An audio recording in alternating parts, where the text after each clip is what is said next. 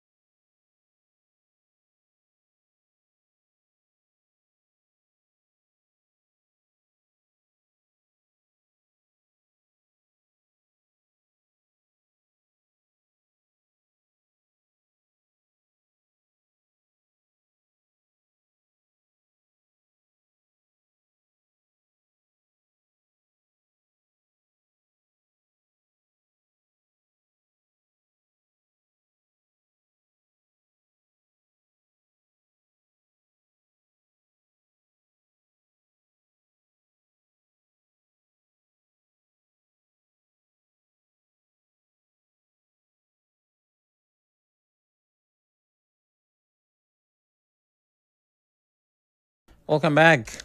It appears the fire incident at the State Secretariat has prompted the governor into action.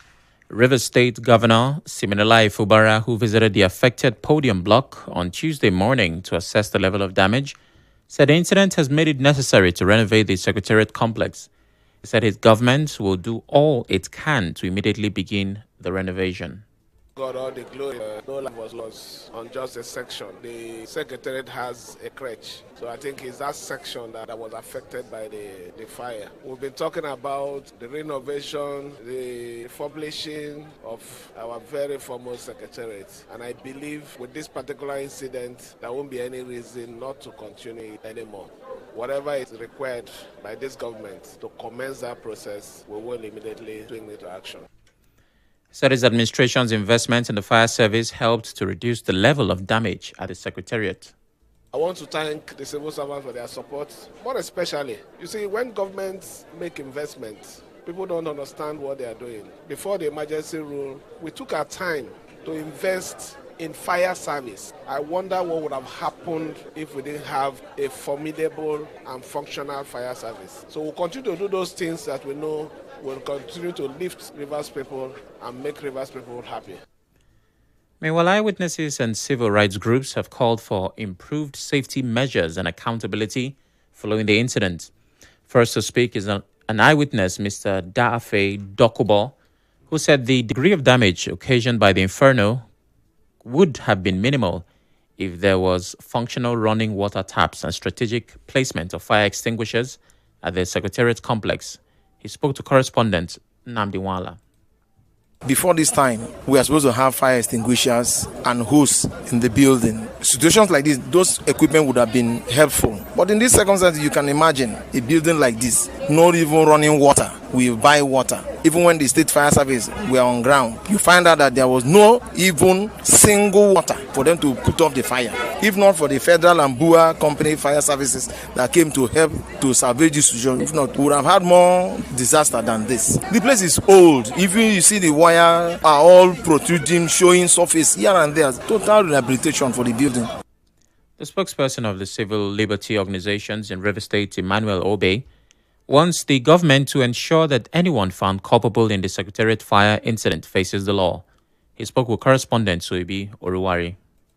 Maintenance of public buildings and other facilities of government ought to be a normal thing to do. If you look at the House of Assembly complex, it was after an explosion took place. They did not decided to rebuild the place. Meanwhile, they have been complaining that the place has been leaking. They had structural problems. We shouldn't be waiting for disasters like this to occur. Let us now take advantage of it and do it once and for all. The CLO spokesperson advised the government to ensure regular maintenance and rehabilitation of public buildings and facilities across the state.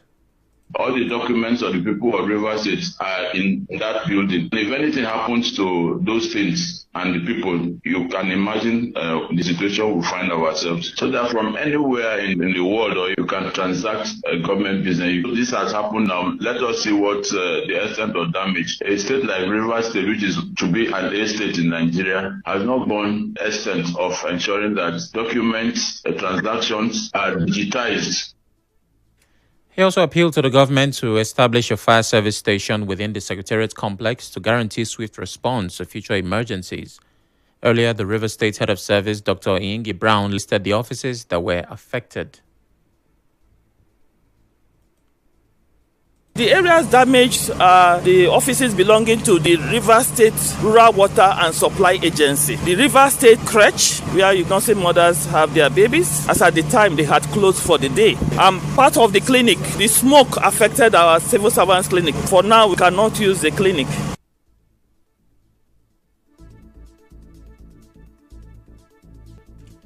The Director Administration Pensions Board, Dr. Iyuwuma Mpako Pari, said the pension board was not affected and that all their documents are intact. Now to politics. As the meeting between Governor Fubara, the FCT minister, and Rivers elders continues to generate reactions, a chieftain of the defunct Simplified movement in Rivers State, Dennis Amadi, says he's not worried that Governor Fubara met with the FCT minister, Nyesom Wike, and his group without his own supporters. Ms. Amadi, a chieftain of the People's Democratic Party, PDP, said this to our correspondent. He said he's not worried because the governor had always reminded his allies that he can do anything for peace to return to the state. Personally, I am not worried. I'm not worried because Rivers people elected the governor. And in the mix of the crisis, he has always said to us and to Rivers people that there is no price, that he can do anything for peace to reign in Rivers State. If what he's doing now is part of the statement he has made earlier, so be it. What we want is total peace in the state. Ms. Amadi, however, expressed hope that another meeting involving supporters of the governor may soon be held.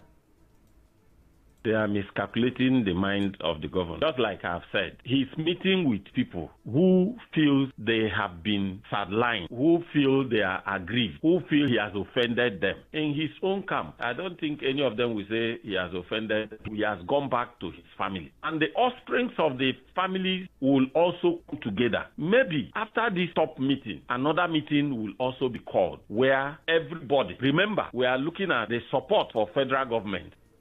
However, a lawyer and conflict resolution specialist in Damzi Akulo has cautioned against politicizing every action of Governor Fubara and his predecessor in the interest of lasting peace in the state. Speaking in an interview with our correspondent, Emeka Otoka, Akulo said Governor Fubara should no longer be seen as representing any faction or loyalty, but rather the collective interest of all Rivers people. Respectfully, I disagree with those calling the meeting a one-sided one because notable faces from the camp of the governor didn't attend the meeting. But those who attended the meetings are Rivers people, and particularly the dramatis personas, the governor and the Rivers Assembly members were duly represented. We can all agree that reconciliation begins where there is a reckoning of the past. And in this, the stakeholders of the state attended the meeting and they have discussed on how to move the state forward. And moving to election matters, some stakeholders in River State say they are worried over the delay by the Independent National Electoral Commission, INEC, in conducting a by-election to fill the vacant Kana constituency 2 seat in the state. House of Assembly, 2 years after the death of its former representative, late Denny Barry Lolo. A registered voter and lawyer from Ward 16 in Kana constituency 2, Barine Lolo, told correspondent Soibiru Wari that he will sue INEC if the by-election is not conducted within 48 days. Mr. Lolo confirmed that he has already submitted a petition to INEC headquarters in Abuja.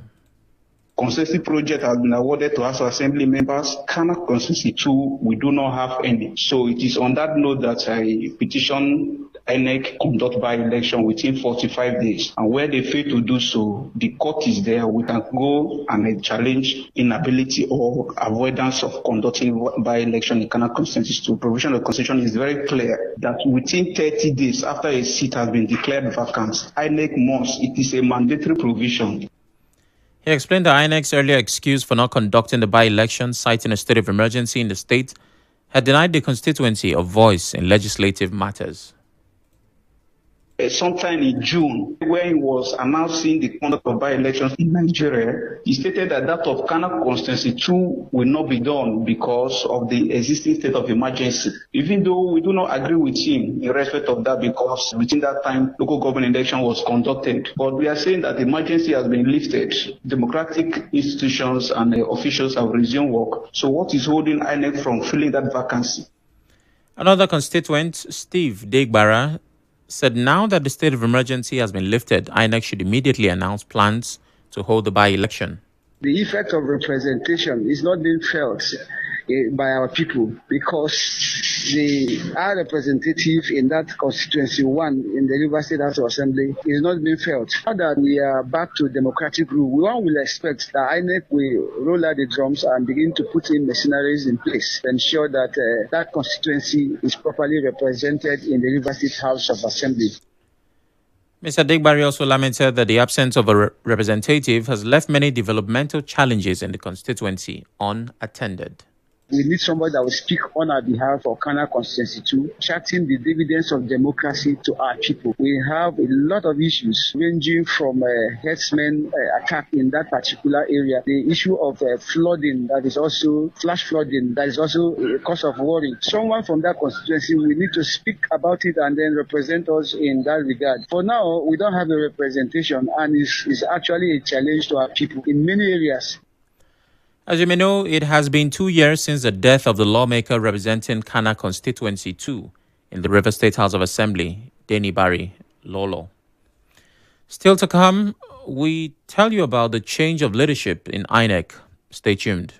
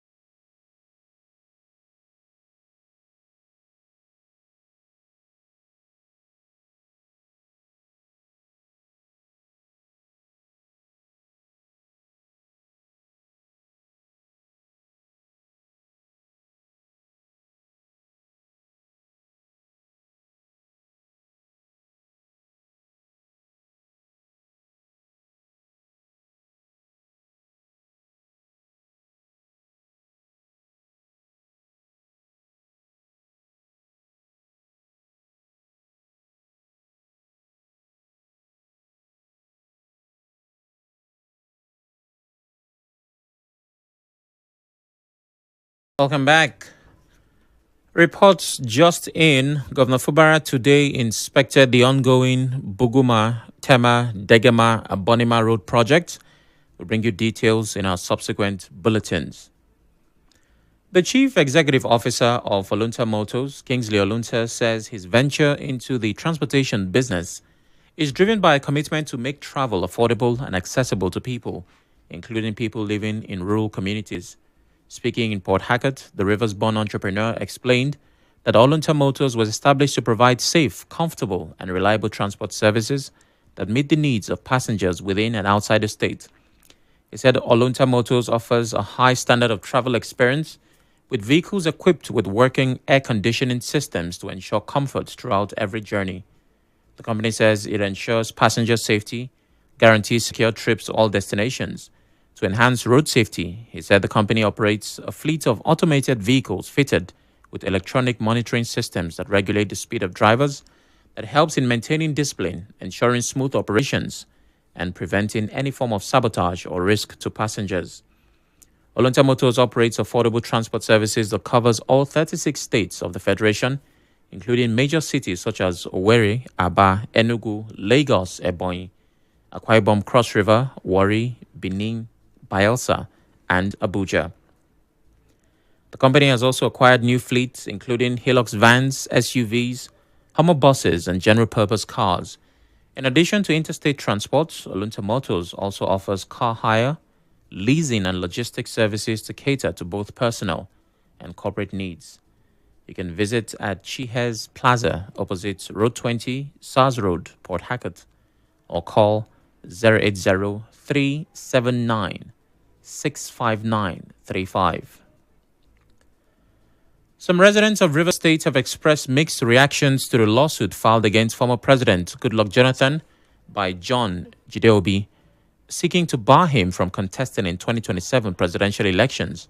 Speaking with our correspondent, some respondents support the lawsuits. Others argue that the law still allows him to contest for another presidential election. I agree with him in the sense that Goodluck Jonathan is a citizen of Nigeria, irrespective of being a president before, former president. But he have the right to contest and be contested. But for the fact that he have run for the president for single term, he have that right.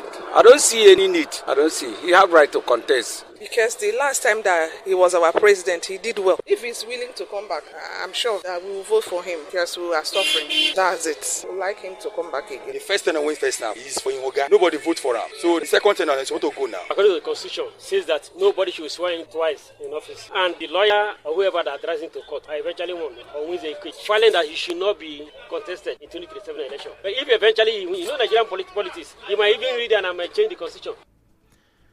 A state high court sitting in Port Harcourt has reserved judgment till October 27 in the case of suspects accused of killing woman inspector Christiana Erekere at the Taba police station in 2024.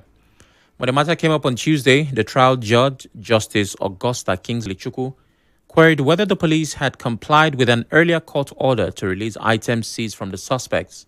The judge also asked if the officer in charge of legal at the River State Police Command, CSP Stephen Onwuche, had appeared before the court as directed. In response, the lead prosecution counsel, ASP Celestine Dixon, confirmed that the items had been released and that the police legal officer was present in court. Justice Kingsley Chukwu thereafter directed the parties to adopt their final written addresses. Adopting their addresses, the defense counsel urged the court to discharge and acquit their clients, arguing that the prosecution failed to prove the case beyond reasonable doubt. However, the prosecution counsel, ASP Dixon, maintained that sufficient evidence had been presented to establish that the suspects were involved in the violent attack that led to the death of Inspector Erekere. He urged the court to convict and sentence them accordingly on the 2-count charges of conspiracy and murder. The River State Police Command has begun enforcement of the vehicle tinted glass permit across the state. The enforcement team, led by the State Commissioner of Police CP Olugbenga Adekboju, include key officers and traffic personnel of the command. Addressing journalists during the exercise, CP Adekboju said the operation aims to ensure that owners of vehicles with tinted glass obtain the necessary permits before driving such vehicles. It's a continuous process. Every tinted vehicle has to get a permit for them to be able to use such vehicle. And today we are continuing enforcement to ensure that those that are using any vehicle that is tinted has a due diligent permit for them to operate with such vehicle. And that's why we're here. You all know the situation of the country. These tinted vehicles are being used by miscreants and criminals to convey a lot of arms and ammunition and some other equipments and items that they could use to attack the good citizen of this country. Responding to questions on a reported court order restraining the police from enforcing the tinted glass permit, CP Adepoju said he is not aware of any such order, noting that the earlier suspension of the exercise was only to allow for public sensitization. Well, I'm not aware of any. I'm just hearing from you. It's equally allow us to get statistics of those that are using such vehicles, should in case there's any crime being committed with such vehicle, to be able to track it to the people. And the Inspector General of Police have suspended it from time to time to ensure a lot of people key into it. And we are now enforcing it as directed by the Inspector General of Police. Correspondent Emeka Otoka reports that CP Adepoju also clarified that vehicles whose owners have already started the permit process online and can provide proof will not be impounded. Professor Mahmood Yakubu has handed over to May Agbamuche as the acting national chairman of the Independent National Electoral Commission, INEC. Agbamuche is the oldest serving national commissioner in the electoral body. Professor Mahmood announced this on Tuesday at the ongoing meeting with resident electoral commissioners at the INEC headquarters in Abuja. He solicited the support of the commissioners and directors of the commission for Agbamuche until the appointment of a substantive chairman. Professor Yakubu's tenure as INEC chairman ends this October. Senator Natasha Akpoti-Uduaghan has resumed plenary following the expiration of her 6-month suspension over misconduct. Senator Akpoti-Uduaghan entered the Senate chamber around 12 noon, shortly after the Senate President Godswill Akpabio took over proceedings from Deputy Senate President Barau Jibrin, who had begun the session at about 11:15 a.m. She sat on the new seat allocated to her, which she earlier rejected.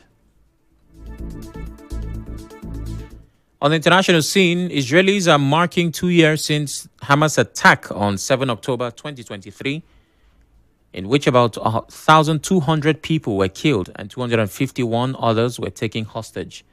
At the site of the Nova Festival attack, people embrace at memorials garnished with flowers, tributes, and candles. Meanwhile, in Egypt, Israel and Hamas have continued indirect talks on Trump's 20-point peace deal.